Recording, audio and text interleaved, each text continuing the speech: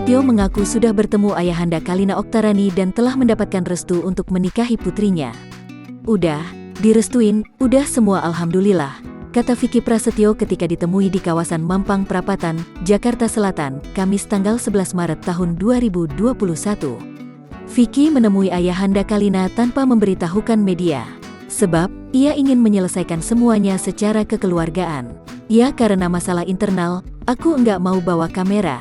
Aku juga pengen menyelesaikan internal ini tuh tanpa kesorot publik, lanjutnya. Nantinya, Vicky Prasetyo tidak mengundang banyak orang dalam pesta pernikahannya dengan Kalina Oktarani. Hanya keluarga besar yang datang dalam akad nikahnya. Diberitakan sebelumnya, Vicky Prasetyo baru mengenal Kalina Oktarani hanya beberapa bulan saja, namun mereka sepakat untuk menikah.